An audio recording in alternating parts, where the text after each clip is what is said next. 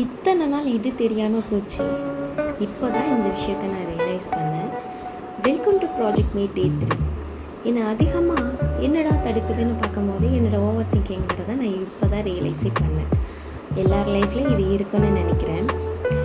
எல்லாருக்கும் ஒரு கோல் இருக்கும் அண்ட் ஒரு ட்ரீமும் இருக்கும். அது எப்போ ஸ்டார்ட் பண்ணலாம், எப்படி ஸ்டார்ட் பண்ணலாங்கிற இடத்துல தான் நம்ம ட்ராப் ஆகி நிற்கிறோம்.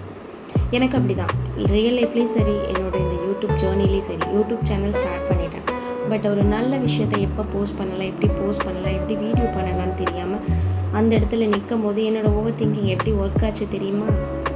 இது நல்லா இருக்குமா, வியூஸ் வருமா, மக்களுக்கு பிடிக்குமா, இந்த மாதிரி யோசிச்சுட்டே நான் ஒரு பெரிய மிஸ்டேக் பண்ணிட்டேன்னு சொல்லலாம்.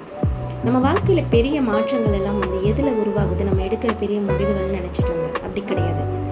ஸ்டார்ட் பண்ணுற ஒரு சின்ன ஆக்ஷன் கூட தான் நான் அதை மாற்றும் அப்படிங்கிறத இப்போ ரியலைஸ் பண்ணேன். ஸோ இந்த இடத்துல என்னோடய ஓவர் திங்கிங்கை விட்டுட்டு நான் செலக்ட் பண்ணது ஆக்ஷன்னு சொல்லலாம்.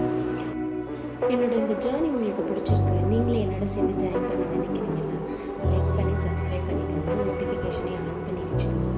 உங்களுக்கு இது ரிலேட்டடாக ஏதாவது டவுட் இருந்தால் மறக்காமல் நம்ம கமெண்ட் பாக்ஸில் வந்து கமெண்ட் பண்ணுங்கள்.